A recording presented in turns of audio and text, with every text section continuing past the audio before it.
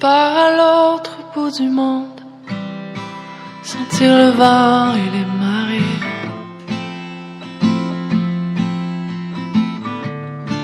Voir si la terre est vraiment ronde et qui habite de l'autre côté.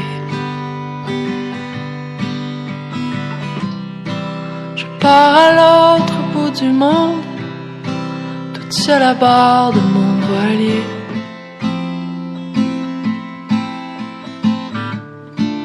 Et si jamais la terre est ronde, je reviendrai pour te chercher.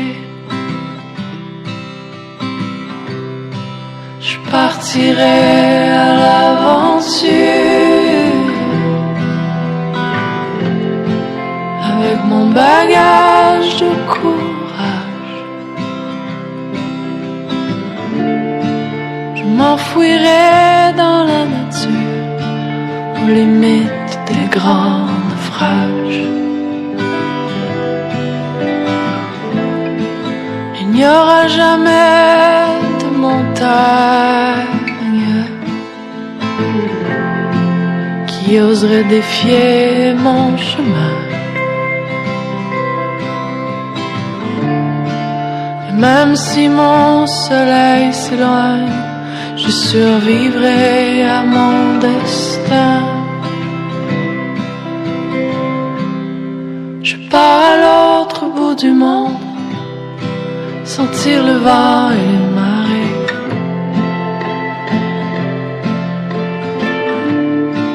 Voir si la terre est vraiment ronde et qui habite de l'autre côté.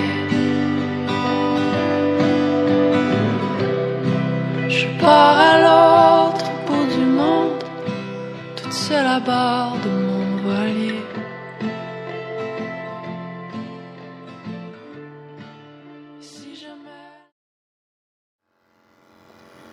Il débuta sa scolarité à Rouessé, une entité de la province du Nord Kivu, où il effectuera ses études primaires.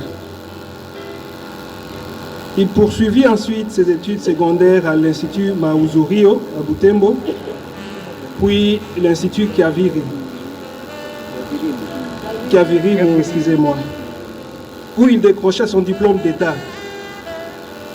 Animé d'une soif de connaissances, Freddy entama des études universitaires en droit à l'université officielle de Rwenzori, IOR. Son parcours l'a conduit jusqu'au Canada où il s'installa dans la ville de Windsor, en Ontario. Là, il compléta un diplôme d'études en administration et gestion des affaires au Collège Boréal. Freddy était bien plus qu'un diplômé ou travailleur. Il était un homme de foi, un frère, un ami, un fils et un fiancé aimé. Il avait un cœur généreux, passionné par la parole de Dieu et dévoué à ses proches. Il aimait conseiller, encourager l'unité et la prière dans les familles. Il aimait lire la Bible et les chants chrétiens. Et les temps de méditation faisaient partie intégrante de sa vie. Le 13 juin 2025, Freddy nous a quittés à fleur d'âge. Son départ laisse un vide immense dans la vie de sa mère Neri Akahindo, ainsi que de ses 13 frères et sœurs. Au-delà de ses frères et sœurs biologiques, il avait de nombreux amis, cousins, oncles, tantes, neveux et nièces. Et brièvement, c'est ça la biographie de l'oncle et frère Freddy Tsongo Viambwera. Je voudrais terminer cette biographie en lisant un verset qui se trouve en Apocalypse 21, verset 4, qui dit « Il essuiera toute larme de leurs yeux, et la mort ne sera plus. Il n'y aura plus ni deuil, ni cri, ni douleur, car les premières choses ont disparu. » Que Dieu vous bénisse. Amen.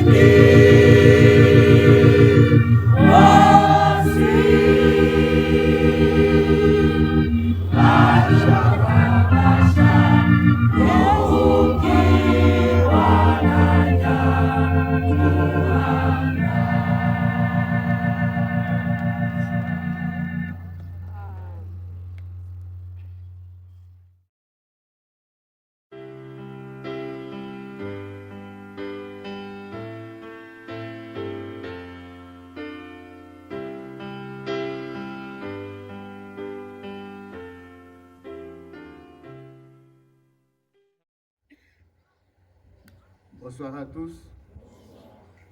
Nous vous remercions d'être venus massivement nous consoler à ces moments lugubres. Ce n'est pas facile de prendre la parole à des instants comme ceci, vraiment pour avoir perdu un cadet. Vous savez, parfois il est regrettable. Quand une personne s'en va, c'est alors qu'on peut parler de ses mérites, qu'on peut parler de ses qualités, et parfois nous perdons de vue, alors qu'on pourrait en parler pendant que la personne est encore vivante. En ce qui nous concerne, vous avez peut-être vu l'image. Il s'agit de Tsongo Freddy, Tsongo Viambwera Freddy, qui était notre cadet. Il est le tout dernier d'une grande famille pastorale de 13 enfants. Ma mère avait l'habitude, parce qu'elle est arrivée ici à Kinshasa, elle louait le Seigneur, parce que Dieu a sauvegardé la vie de tous ses enfants jusqu'à cette année. Malheureusement, la mauvaise nouvelle est tombée. Et nous avons eu difficile à pouvoir annoncer cette nouvelle à la maman, comme le fils était très loin de nous. Il était très loin au Canada. Et la famille se compose de 13 enfants, comme je venais de le dire, dont 7 garçons, y compris celui qui vous parle. Je suis presque le deuxième dans notre famille. Je suis la grande sœur. Nous sommes au nombre de 7, nous les garçons. Et il y a 6 filles. Alors, comme nous avons suivi avec le pasteur et tout le monde qui est passé par ici, la mort c'est quelque chose d'inattendu, qui peut venir n'importe quand. Si Dieu nous a fait grâce aujourd'hui d'être ici, nous devons le remercier. Alors, qu'est-ce que nous pouvons retenir de la vie de notre frère Tsongo? D'entrée de jeu, j'aimerais vous dire qu'il meurt très jeune. Il décède seulement à l'âge de 34 ans. Et nous, on pensait qu'on pouvait passer à organiser son mariage. Sa fiancée a eu aussi brutalement la nouvelle pendant qu'elle se trouvait déjà du côté de Beni. Et à l'heure où nous parlons, elle est dans le deuil, elle est en train de participer au deuil sans plus aucun espoir. Parce que nous tous les garçons se sont mariés au niveau de la famille. Il n'y avait que lui qui restait célibataire. Alors, c'est un garçon que nous avons connu. J'ai retenu quelques aspects positifs dans sa vie. La première des choses, comme vous avez vu l'image, physiquement, il était le plus géant de nous tous. Les cadets, j'ai comme l'impression que ce sont des qui ont l'occasion de sucer, n'est-ce pas, pour la dernière fois la mamelle. Il était vraiment géant et il faisait notre... De deux, il était respectueux. C'est une des qualités reconnues chez lui, parce qu'à chaque fois qu'il y avait une nouvelle situation, il ne manquait pas de dire Ignobakolo, bon, dans notre langue maternelle. Ignobakolo, c'est-à-dire vous les aînés, dites-nous ce que nous pouvons faire. Il ne pouvait pas s'engager dans une affaire sans nous consulter. Et curieusement, nous étions gênés. On se disait, mais comment il parle toujours de vous les aînés? Mais nous avions compris qu'il avait ce sens-là d'humilité. Et il sentait qu'il avait des aînés. Il sentait qu'il avait des parents. De trois, nous avons aussi remarqué une autre qualité, c'était l'esprit de réconciliation. Nous pensons que, parce que lorsqu'il est mort, beaucoup de frères et sœurs ici nous ont posé la question, comment il est décédé? En Occident, les gens vivent dans l'individualisme. Quand vous y arrivez, vous êtes déjà majeur, on vous donne votre maison, votre appartement seul. Alors c'est là qu'il était rentré, lorsqu'il s'est séparé de ses frères, on pensait qu'il était vivant. C'est à partir d'ici, en RDC, que nous avons commencé à dire, mais nous lui écrivons, il ne répond pas. Et nous avons chargé ses frères qui sont là d'aller vérifier la situation. C'est comme ça qu'ils le trouveront décédé dans sa chambre. Et la police canadienne s'était saisie du dossier. C'est comme ça que ça a pris presque une semaine. On était en train de faire l'enquête. Vous savez, avec la situation actuelle du monde, on pensait qu'il y aurait quelqu'un qui l'aurait kidnappé. Mais le problème, c'est qu'il doit avoir piqué une crise. Il avait tenté de m'appeler parce que j'ai consulté le téléphone, il ne m'avait pas atteint. Alors, il y a sa sœur qui vient juste avant lui. Il a eu le temps de lui écrire. Et le chant que nous venions de chanter ici, c'est le chant qu'il avait envoyé à sa sœur. Alors, nous présumons qu'il doit avoir pressenti qu'il mourrait. Et c'est le chant qu'il a envoyé. Un autre fait qu'on venait de m'envoyer ce matin, moi j'ai retrouvé ce sermon dans les vidéos. Il y a un frère, professeur avec qui nous travaillons, professeur Falek de l'université de Lukanga, qui a posté un sermon. Et le sermon est intitulé « Le prix à payer pour une famille unie et stable ». Je passe le professeur Tadé, qui est avec nous dans le groupe, pourra le trouver ce sermon. Un pasteur qui dit, si vous voulez que votre famille soit stable, il faut qu'il y ait de l'amour. Plusieurs de nos familles, mes frères et sœurs, sont aujourd'hui désunies. Vous naissez, vous vous aimez entre vous, mais à un certain âge, les gens commencent à se marier, ce sont des bagarres chaque jour. Et cet enfant ici, il a posté ce sermon qu'il a envoyé à sa sœur. Et aujourd'hui, certains de mes frères qui sont partout ailleurs, on ne se retrouvait plus, on ne se rencontrait plus.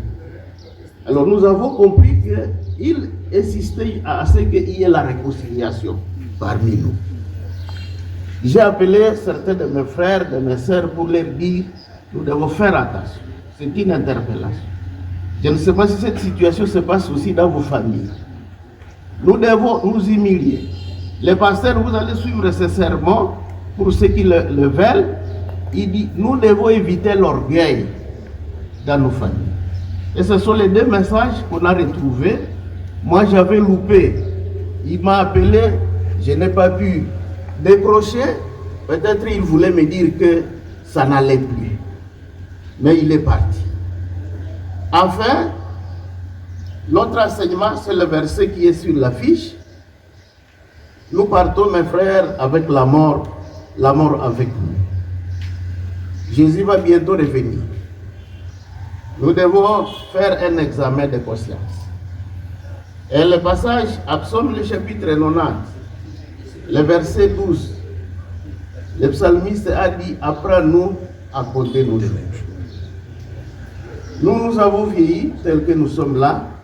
Vous imaginez, avec un frère cadet qui avait déjà cet âge, l'interpellation que nous vous laissons et qui est un témoignage qu'il nous a laissé, nous devons commencer à arranger nos affaires. N'ayons pas des ennemis entre nous. Pardonnons-nous les uns les autres. Aimons-nous les uns les autres. Nous ne gagnerons absolument rien à créer des différends parmi nous. Nous sommes des passagers sur cette terre. Et il s'en est allé. Et le pasteur a prêché, il a dit, qui croient à Christ, nous nous référons. Amen. Voilà le témoignage que je peux donner au sujet de ce petit frère qui s'appelait Tsongo Viambouera Freddy. Pour les amis, on l'appelait affectueusement Découlé. Parce que nous, dans la famille, on avait terminé les noms. Hein? chez nous les noms, dans notre culture, il y a une succession. Alors à un moment donné, les noms se terminent. C'est comme ça qu'on l'appelait Découlé T. Paulsen. Que le Seigneur vous bénisse.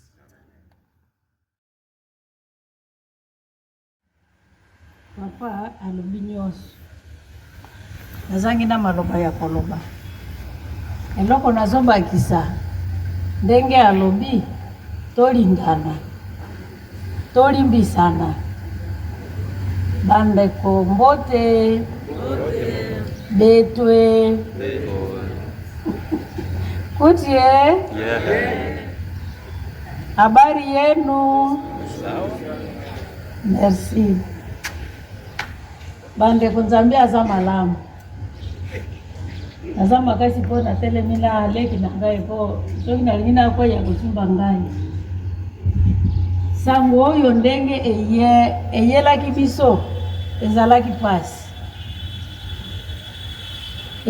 pasi makasi sikoyo eloko elongisi biso eza mabondeli toyokaki sango wana topalangani moto na moto avandi kimia toye kose rapele tolobi te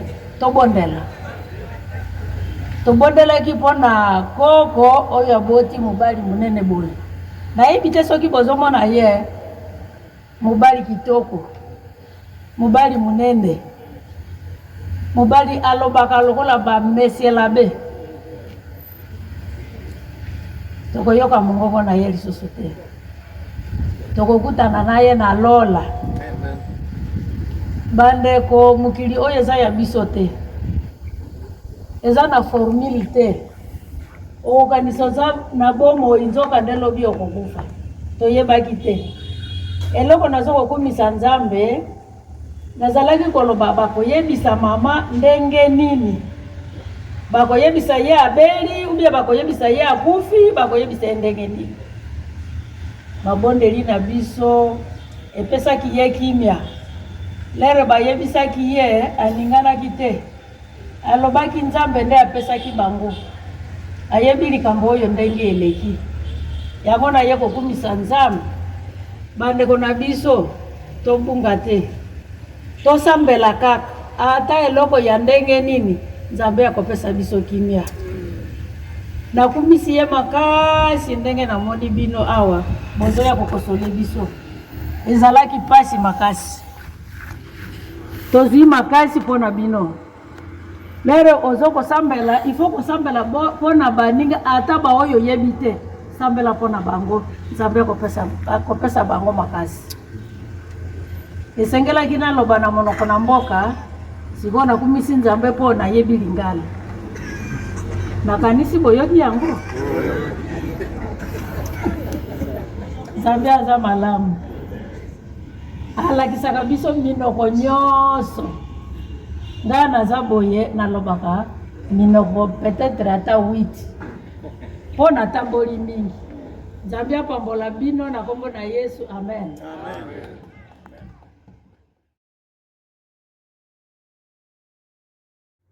nalingi nabakisa eloko ya moke mpo nga nde nakoli na bonde donc bofre na biso mpena na mama Rose mama Pasteur ezali nde Dekule sikoyo ekobima ndoi na nga kakule Dekule tolingana ye makasi natangi na bagrande sœur na ye mibale mais tobanda otambola mpe mingi na ye. Alors c'était lui le gardien de la famille du temple. Donc yem tabando kengela ba grand-père donc ba bokilo na biso. Malheureusement papa pe auto kende donc alandiye. Toyeba ke yem to aumela mingi mais malheureusement ke. Alors il était le plus timide de tous et kandenge grande sœur Alobiawa azaï très cool mais inaperçu, effacé. Bogar na bango nyos. Bonde ko silikati le bogar de tous na mbinga. Donc toyoki ango madame Toyeb Sainga na kanisa eza lukuta. On se disait il faut abala abota pe bana ebele nde babotami ebele mais mobembo na ye ezali mokuse. Nous sommes inconsolables. Zamba pambola biso, merci.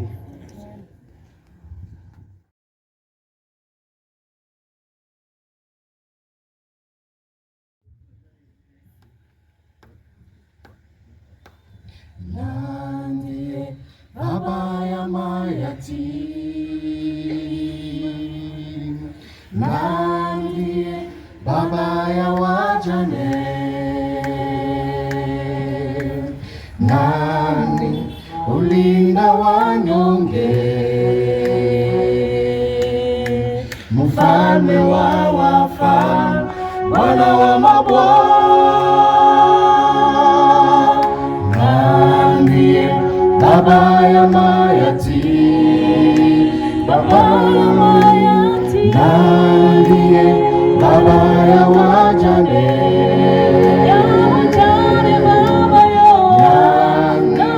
ulinda wanyonge,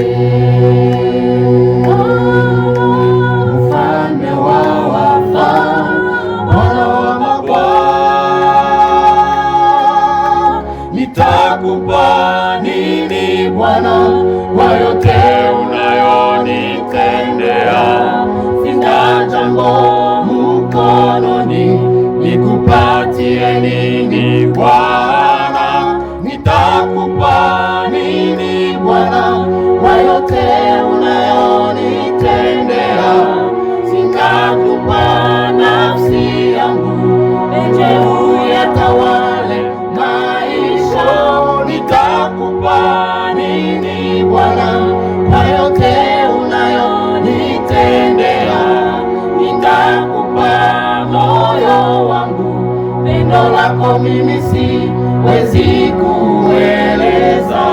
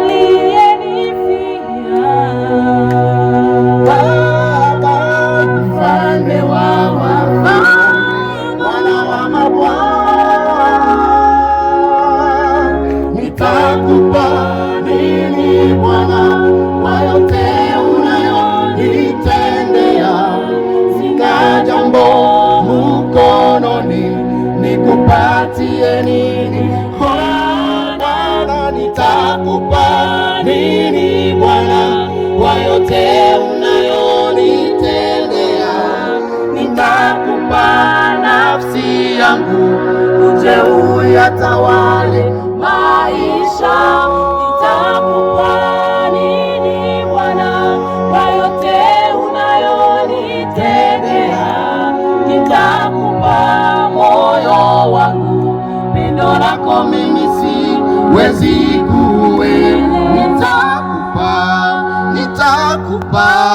nitakupa nini Bwana kwa yote unayonitendea? Sina jambo mkononi, nikupatie nini Bwana? Nitakupa nini Bwana kwa yote unayonitendea? Nitakupa nafsi yangu, uje uyatawale maisha. Nitakupa nini Bwana kwa